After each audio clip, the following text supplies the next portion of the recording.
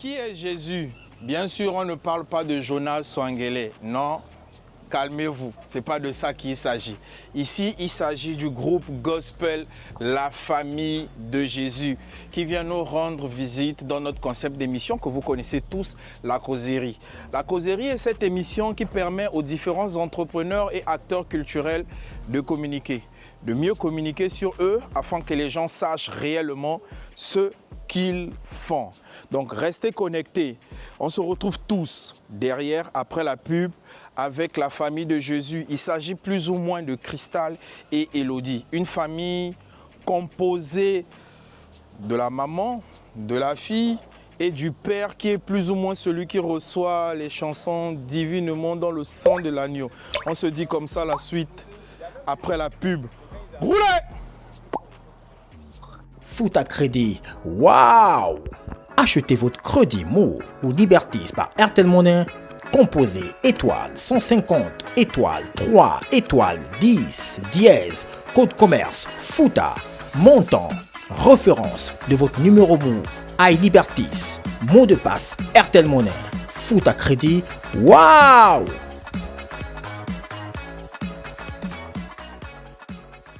Alors, comme j'étais en train de le souligner tout à l'heure, je suis en face de Élodie et Cristal qui forment le groupe La Famille de Jésus. J'ai une question pour Cristal. Comment vous avez décidé de former le groupe? C'était quoi l'idée? C'est venu comment? Notre groupe est formé des chantres de l'Église. Et le nom du groupe que nous portons, qui est La Famille de Jésus, n'est autre que le nom de notre Église. Et alors, ce n'est pas nous qui avons décidé de nous lancer, mais c'est le Seigneur qui a révélé ce projet à mon père qui est le pasteur, et c'est comme ça que nous nous sommes lancés dans la musique gospel. Voilà, et pour compléter à ce qu'elle vient de dire, par rapport au nom de l'Église, qui est également le nom de notre groupe, on va retrouver ça dans la Bible, là où le Seigneur dit « Quiconque fait la volonté de Dieu est pour moi un frère, une sœur, une mère ». Ce qui veut tout simplement dire que celui qui fait la volonté de Dieu est de la famille de Jésus. Voilà. L'œuvre que nous faisons, c'est l'œuvre de Dieu. Donc nous faisons sa volonté. Il a demandé de faire cette œuvre-là, nous la faisons, nous faisons sa volonté. Et du coup, on n'a fait que prendre le nom de la Bible, la famille de Jésus. Voilà. Et ça se passe comment, les rôles répartis dans le groupe?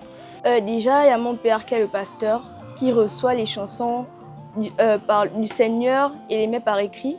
Ensuite, il les remet à mon grand frère qui est le pianiste, et lui compose la musique. Et nous, ma mère et moi, qui sommes les chantres, nous posons nos voix dans la musique. Voilà, c'est exactement ça. En fait, lui, il reçoit les chansons de la part du Seigneur. Ce n'est pas des chansons qu'on écrit ou qu'on invente nous-mêmes. Voilà, parce que franchement, on n'a pas ce talent-là d'écrire des chansons, d'imaginer, de recevoir. Non, c'est en fait le Seigneur qui révèle à son serviteur des chansons.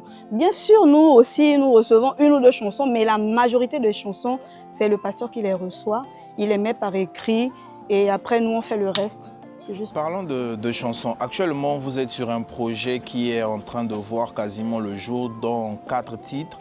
Quels sont les thèmes abordés? Déjà, nous n'allons pas parler des thèmes, mais plutôt d'un thème, car ces 4 chansons ont un thème en commun, qui est les bontés du Seigneur. Voilà. En fait, c'est comme elle vient de dire, c'est un seul thème, mais c'est rassemblé dans 4 chansons qui parlent d'histoires différentes. Voilà, la bonté de l'Éternel se manifeste de plusieurs manières. Toi, tu vas me donner ton témoignage, ce ne sera pas mon témoignage, ce ne sera pas son témoignage. Chacun a son témoignage avec le Seigneur. Mais tout ça ne parle que de la bonté de l'Éternel. Voilà. Mais comment arrivez-vous à gérer entre la vie professionnelle, la vie artistique, elle qui est plus ou moins à l'école aujourd'hui? Comment arrivez-vous à trouver l'équilibre entre tout ça? C'est très simple, il n'y a rien de difficile en fait. J'aime bien prendre appui sur la Bible parce que c'est la référence. La Bible dit qu'il y a un temps pour toutes choses. Voilà. S'il y a un temps pour aller au travail, il y a un temps pour aller au sport, il y a un temps pour aller à l'école, c'est qu'on peut avoir le temps de faire l'œuvre de l'Éternel. Peu importe les activités que nous faisons dans nos vies, ça ne peut pas nous empêcher de faire la volonté de Dieu. Donc, elle a son temps où elle va à l'école. Elle va à l'école le matin, elle rentre, elle se repose un peu, elle étudie, elle révise. Moi-même, je travaille avec elle. On fait des exercices de mathématiques, elle me rapporte de bonnes notes. Et quand vient le moment de travailler sur l'œuvre de l'Éternel, on travaille. Voilà, ça peut être 5 fois dans la semaine, ça peut être les week-ends, mais on a toujours un temps où on travaille. Ok, d'accord. Aujourd'hui, au niveau de Port-Gentil, on voit plusieurs groupes s'exporter, aller du côté de Libreville parce qu'ils trouvent que c'est un peu plus rapide. Aujourd'hui, vous, quels sont les défis que vous rencontrez au niveau de Port-Gentil musicalement? Quels sont les défis que vous rencontrez? Il y a plusieurs défis. Déjà, le tout premier défi que nous avons rencontré, c'était d'abord de nous lancer dans ce domaine. Ouais. Nous sommes nouveaux, étrangers à ce domaine. Nous ne savons pas comment ça fonctionne. Et ça, c'était un véritable challenge. Franchement, on s'est dit, mais comment va-t-on faire? Vers qui va-t-on se tourner? Et après, vu qu'on connaît quand même un peu de monde, on est allé vers des personnes que nous connaissons, qui sont dans le domaine, mais ça n'a pas du tout été facile. Parce que on va dire que c'est un domaine qui demande beaucoup de financement. Et lorsque tu n'as pas ce financement-là, c'est compliqué pour les gens de t'aider, de te soutenir. Les gens aimeraient bien te voir d'abord évoluer toi-même avant de mettre la main à la pâte. Après, on ne peut pas leur en vouloir. C'est aussi, on va dire que c'est aussi un domaine risqué. Voilà. Donc, c'était vraiment compliqué au niveau des finances, mais avec l'aide de Dieu, par la grâce de Dieu, on a pu s'en sortir et arriver où nous sommes aujourd'hui. Après, on ne va pas dire que tout est acquis, parce qu'il y a encore un bout de chemin à faire. Mais je pense qu'on a déjà fait, je ne vais pas dire la moitié, mais une bonne petite partie. Maintenant, le Seigneur fera le reste. L'élément marquant qui a plus ou moins renforcé votre foi, quel est l'élément marquant, l'élément déclencheur? Souvent d'autres, ils traversent une expérience assez compliquée. Moi, j'en connais d'autres, parfois c'est au niveau de la maternité. Elle a eu à traverser des moments assez compliqués et parfois c'est cette période-là qui a encore permis à pouvoir renforcer la foi vers Christ. Vous, quel est l'élément déclencheur qui vous a permis plus ou moins, d'abord de vous unir, l'élément déclencheur qui vous a permis encore de unifier encore votre foi vers Christ et de plus encore vous tourner vers lui? Alors ça, c'est une question qui m'embête un peu parce que ça réveille des choses. Voilà, ça réveille beaucoup de choses. L'année dernière, désolée, hein, l'année dernière, j'ai perdu mon papa. Voilà, et on va dire que j'étais un peu en colère contre le Seigneur. Voilà, j'étais vraiment en colère contre le Seigneur. Je lui dis, mais pourquoi? Et je bénis Dieu de m'avoir donné un mari qui me soutient en toutes choses. Et il a su me réconforter, il m'a donné les mots qu'il fallait. Que Dieu ne fait rien par hasard et tout ce que Dieu fait est bon. Tu vois? Et je me suis dit en moi-même, mais si je me retire du Seigneur, à qui? Et c'est ce qui m'a permis, qui m'a permis de consolider encore plus ce lien de famille que nous avons. Je me suis dit, un jour je serai appelée à partir. Comment mes enfants, comment mon mari, comment ils vont se sentir? Est-ce que je voudrais qu'ils gardent des mauvais souvenirs, des bons souvenirs, qu'ils soient tout le temps tristes? Non. Donc vous voyez, c'est un peu tout ça qui a fait que je puisse revenir à de meilleurs sentiments. Et j'avais des personnes autour de moi qui m'encourageaient, me disaient non, écoute, c'est pas ça la solution, reste avec le Seigneur, nous on t'aime comme tu es, tu as toujours été là pour nous, et plein de messages positifs. Et je me suis dit, bon, je vais pas changer en mal à cause de ça. Ce que Dieu fait est bon. Et mes sœurs qui me disaient, tu sais que papa a toujours été quelqu'un de joyeux, il faut pas que tu sois tout le temps triste. Et voilà quoi, s'il ne faut dire que ça. C'est vraiment... Je ressens beaucoup d'émotions, beaucoup d'amour aussi dans ce que vous êtes en train de dire. Et ce que vous souhaitez véhiculer, c'est plus ou moins des valeurs. Parlons des valeurs. Est-ce que vous êtes conscient des valeurs que vous êtes en train de... Parce que dans cette jeunesse, il y a beaucoup de choses qui sont en train d'aller à la dérive. Est-ce que vous êtes conscient des valeurs que vous prônez au jour d'aujourd'hui? Les valeurs que nous souhaitons transmettre au peuple de l'Éternel ne sont tout autres que les valeurs de l'Éternel, notamment l'amour, la joie, la paix, le partage, le pardon et bien d'autres.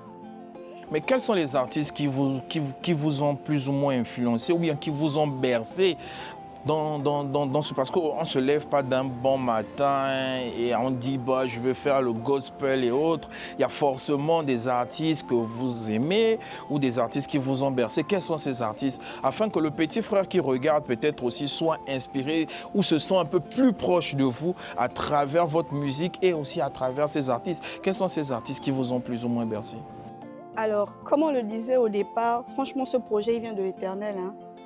C'est vrai qu'il y a des artistes qu'on écoute, mais on ne va pas dire qu'ils ont été comme une inspiration. On ne va pas le dire. La gloire revient à Dieu seul. C'est sans mensonge, franchement. C'est le Seigneur qui nous a inspiré tout ça. Sans lui, on ne se serait jamais lancé. Après, comme je disais, il y a des artistes qu'on aime bien écouter. Moi, personnellement, je ne vais pas parler pour les autres. Moi, il y a des artistes que j'aime bien écouter, notamment Onel Mala. Voilà, j'aime bien sa chanson Vêtue de gloire et tout. Il y a aussi une qui vit au Québec. Je ne sais pas si elle est québécoise, mais elle vit au Québec. Elle s'appelle Windy Motoban, un truc comme ça, je ne sais plus trop. Voilà. Parce que quand j'écoute leur musique, c'est tellement simple. Il y a tellement de simplicité et c'est ça Dieu. On n'a pas forcément besoin de montrer plein de choses, des artifices, des choses qui ne servent à rien. Le plus important, c'est le message. C'est le message. On n'a pas besoin de trop montrer. Et je prends exemple sur eux parce qu'ils sont tellement simples dans ce qu'ils font. C'est tellement simple, ça parle, c'est beau, c'est inspirant. Voilà. On vous voit aussi dans des causes, parce que tout récemment, on vous a plus ou moins vu en Octobre Rose, la lutte contre le cancer du sein.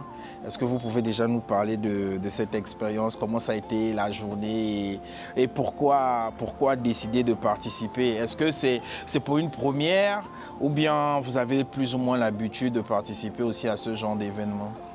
Alors, pour tout dire, c'était une première, voilà.